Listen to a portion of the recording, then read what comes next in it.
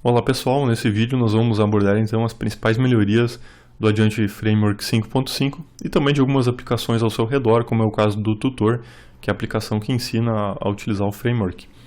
Bom, em primeiro lugar então é importante destacar que aqui no site da Adiante nós temos o tutorial de migração disponível, que permite então migrar quem está aí na versão 5 do framework para 5.5. Quem está numa versão mais antiga deve fazer as migrações parciais antes, ir da 3 para 4, da 4 para 5, para daí da 5 para 5.5. Temos também na aba Changelog, da área de docs do framework, item a item explicado das melhorias efetuadas. Aqui nesse vídeo nós vamos ver um overview das principais delas, É importante destacar também que nós estamos lançando uma edição nova do livro do Framework, a 9ª edição, agora digital. São mais de 40 melhorias no livro em relação à edição anterior. Temos novos métodos para interagir com o banco de dados, novos métodos para a montagem de formulários, mais explicações sobre áreas novas do template que antes não existiam, e um capítulo novo sobre integrações que fala de métodos para trabalhar com rotas, com REST, RESTful, com pacotes Composer e dentre outros. Temos um novo tutor. O tutor é a aplicação que ensina a utilizar o framework. Agora temos ele dentro do template do tema 3 do framework, que é mais agradável e mais fácil de localizar os exemplos. Então nós temos aqui uma navegação em 2 níveis. Pegamos aqui, por exemplo, a apresentação, formulários, e no meio ele lista os exemplos de formulários. Por exemplo, apresentação, data grids, e aqui temos os vários exemplos de data grids para serem explorados. Então aqui em cima temos a busca de programas e aqui a busca de código, que podemos digitar o nome de uma classe, ele vai listar todos os exemplos que tem aquela classe. E aqui no cantinho temos o botão que visualiza o código-fonte em PHP daquele exemplo, é bem fácil de utilizar. Temos também uma nova versão do Studio, que é a nossa ideia offline para geração de código. Temos uma nova organização de menus, alguns exemplos novos, geradores novos. Os geradores de formulário foram todos atualizados para utilizarem a classe Bootstrap Form Builder, para que os formulários ficassem 100% responsivos. Temos mais documentação embutida aqui, vários exemplos diversos de montagem de formulários, data grids, temos documentação embutida aqui também, em PDF, para que a gente possa consultar.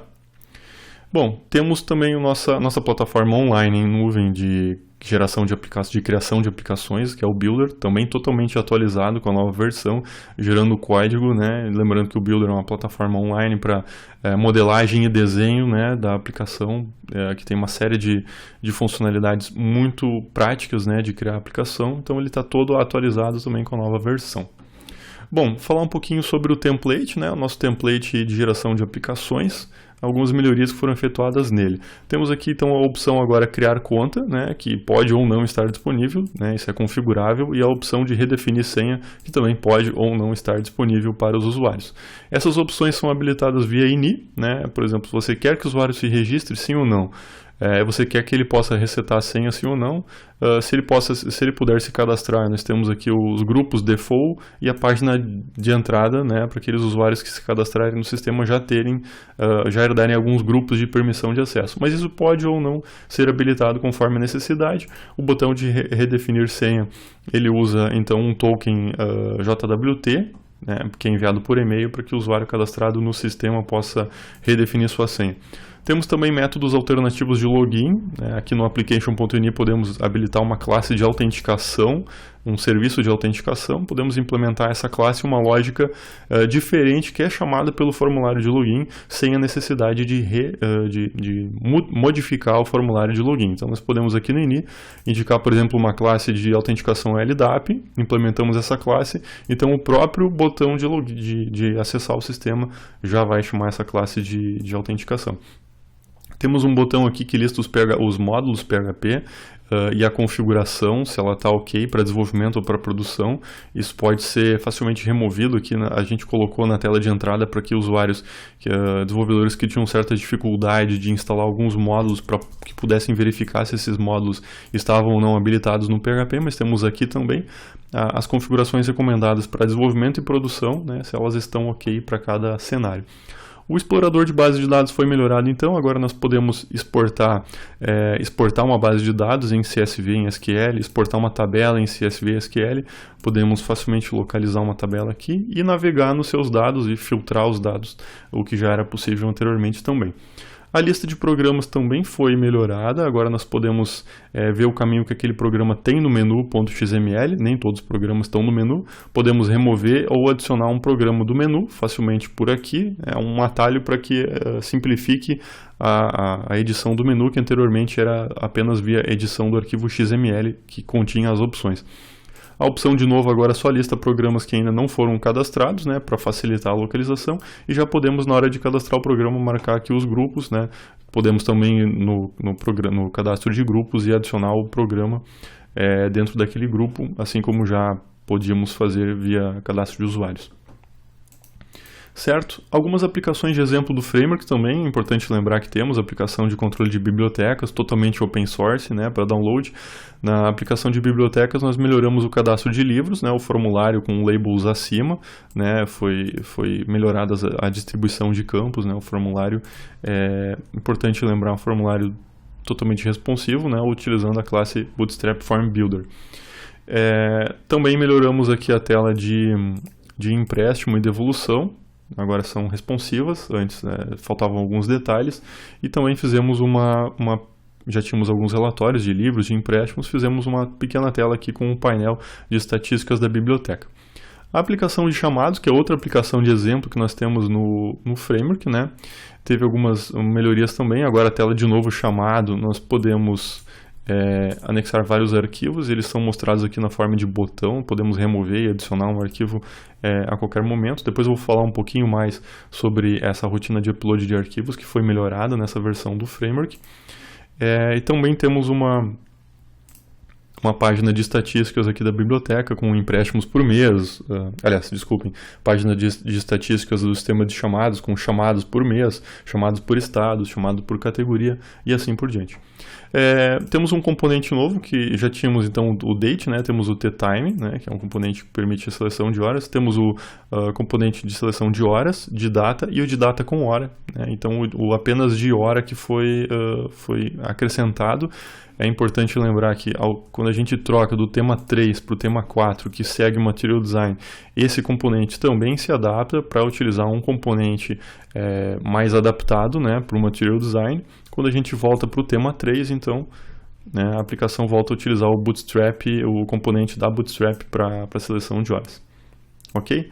Então agora eu vou passar algumas melhorias do framework aqui no tutor, né? O tutor ele tem uma série de exemplos prontos já para mostrar algumas questões que eu quero falar para vocês.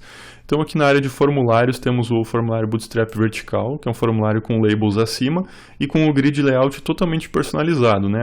A proporção das colunas aqui totalmente customizada, um formulário totalmente responsivo, certo? Então aqui estou mostrando na simulação mobile e aqui tela cheia, e um formulário bastante clean, né, para se construir com poucas linhas de código, com aqui a adição de campos ao formulário, com slots, né, com o label, com o objeto, e a definição das proporções do grid layout. Um formulário bastante simples de ser feito.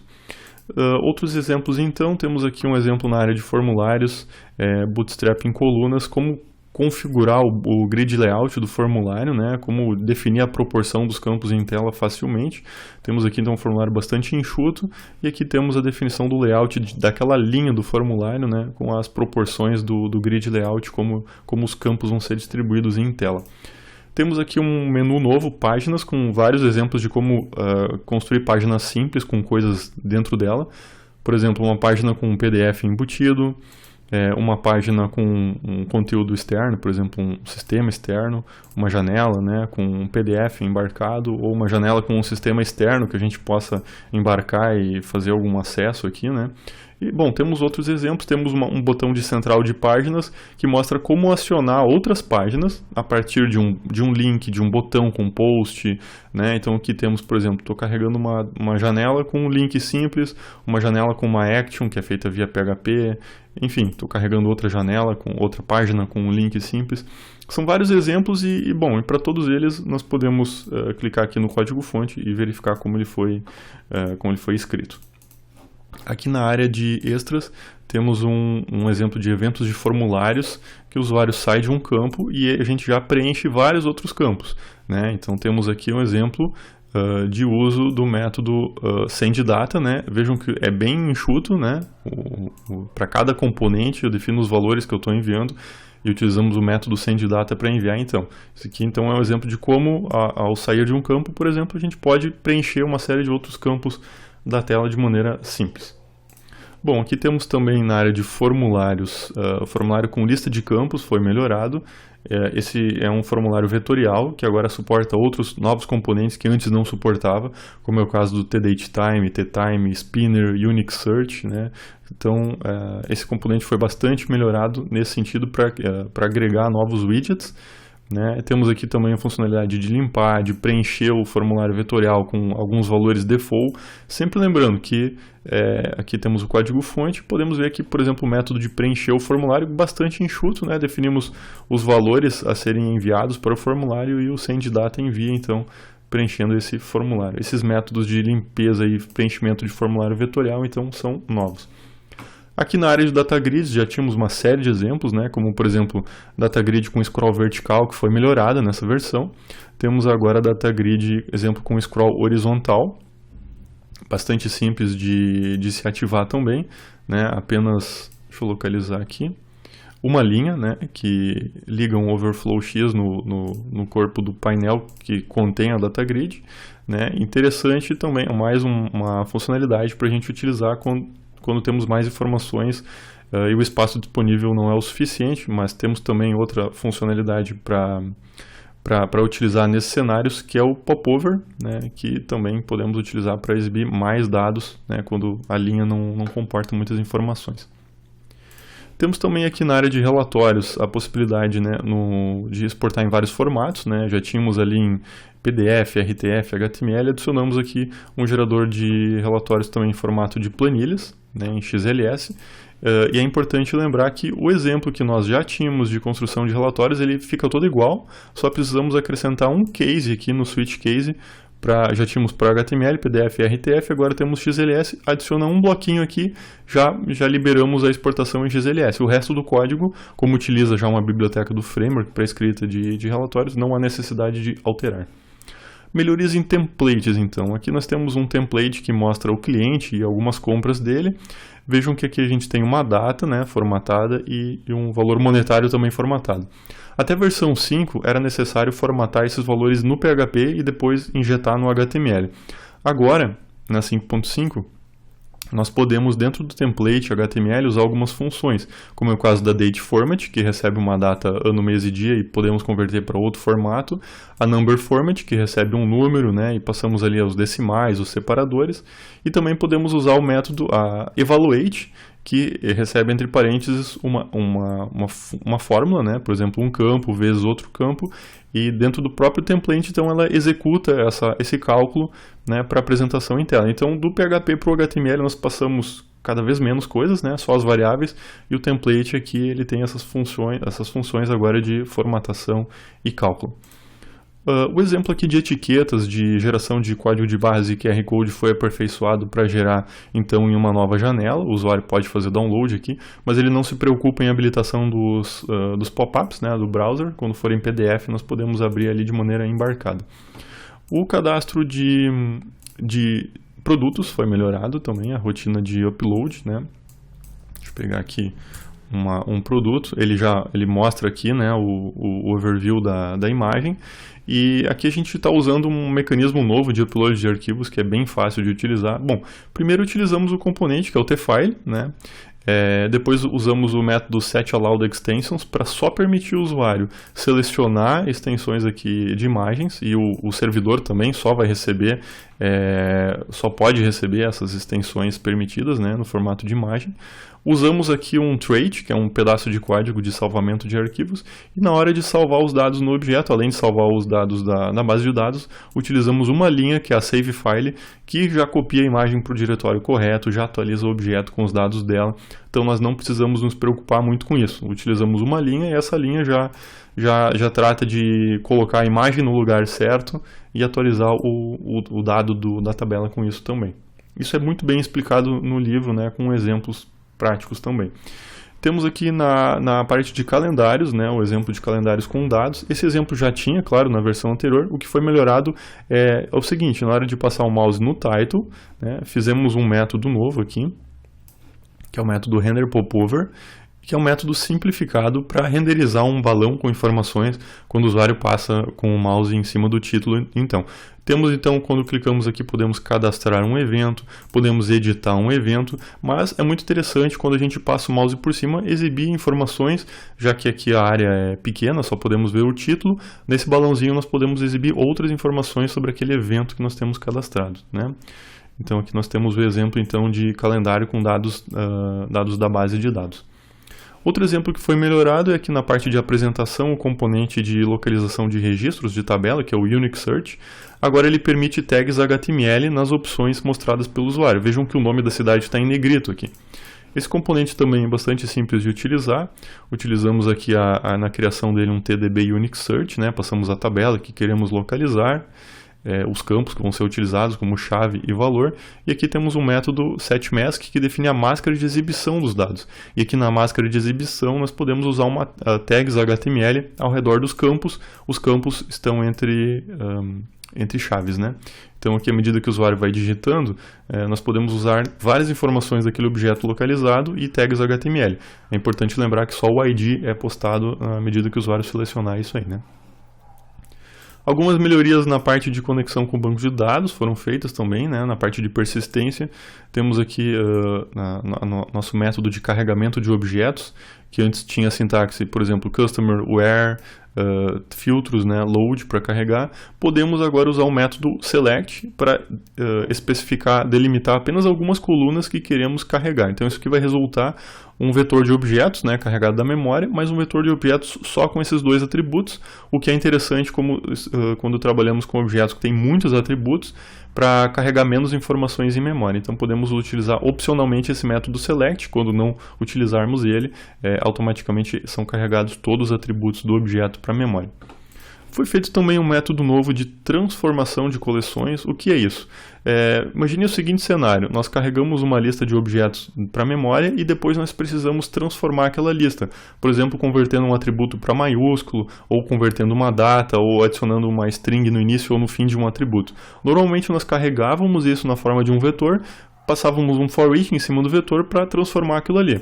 Agora nós temos então o método customer_where, já faz o filtro no banco, e depois o método transform, que é um método aplicado já em memória, né, quando os objetos já estão em memória, para alterar atributos daqueles objetos que foram carregados, então, podendo fazer transformações, conversões. Então essa lista que retorna aqui já é uma lista transformada em memória depois dos dados terem sido carregados a partir do banco de dados. Então isso aqui elimina a necessidade de passar um for each e modificar os dados depois deles terem sido carregados do banco de dados. Também foi feito um método novo de filtro de coleção. Para que serve isso? Normalmente nós carregamos os objetos da base de dados, por exemplo aqui, todos com um ID maior que 1, e colocamos os filtros ali na base mesmo. Mas se fosse necessário fazer um filtro em memória com algum algoritmo, uma lógica mais complexa, usando o recurso da nossa aplicação, nós precisaríamos passar um for each em cima desses objetos para ignorar alguns objetos para formar um novo vetor, né? É o filtro em memória. Agora isso não é mais necessário. Nós carregamos os objetos aqui usando um filtro de banco de dados, depois nós chamamos o método filter, que recebe uma função de filtro. Essa função de filtro tem que aplicar uma regra lógica. Então essa regra lógica é uma regra que, por exemplo, em banco de dados ou seria difícil ou impossível de ser feita, que necessita de alguma lógica da aplicação. Então aqui nós aplicamos uma lógica, né, e quando essa lógica for verdadeira, esse objeto vai integrar a lista de objetos resultante aqui. Então aqui nós temos um exemplo que nós podemos aplicar um filtro no banco e depois um filtro de aplicação para daí retornar a lista, né, que vai formar os objetos no final. Temos também um exemplo aqui de coleção como vetor, que é um exemplo que que demonstra então como carregar dados do banco formando um vetor simples na memória, um vetor com chave e valor apenas. Já tínhamos então o método getIndexedArray, que nesse caso retorna um objeto indexado pelo ID contendo a descrição do produto. Poderíamos usar também com filtro, por exemplo, product, where, order by, get indexed array. Nesse caso ele retorna um vetor de produtos filtrado por unidade, ordenado por ID, contendo chave ID e valor descrição. A novidade é que agora nós podemos usar máscaras, tanto na chave quanto no valor. Então podemos usar a máscara com o campo entre chaves, podendo colocar expressões ao redor dele. Então esse vetor resultante ele vai estar no formato, a chave vai estar no formato key, 2 pontos, um número, e o valor description, 2 pontos, um número. Esse exemplo aqui é um exemplo hipotético, não tem muita utilidade, mas dependendo do cenário é interessante termos esse recurso. Podemos colocar então palavras ou outras expressões ao redor daquele campo vindo do banco de dados antes de formar o vetor em memória. Bom, então essas seriam as principais melhorias, né? Mas é importante lembrar que, de maneira mais detalhada, elas estão explicadas aonde? No changelog, né? Temos uma lista, né, em tópicos lá, e de maneira mais didática, né, com exemplos mais completos no novo livro, né, que é a 9ª edição do livro, mais completo, agora com 404 páginas, muita coisa refeita e novos exemplos, né, sobre esses novos métodos disponibilizados então na versão 5.5 do framework, que está sendo lançada nos próximos dias. Então seria isso aí, pessoal. Muito obrigado pela atenção e pelo tempo de vocês.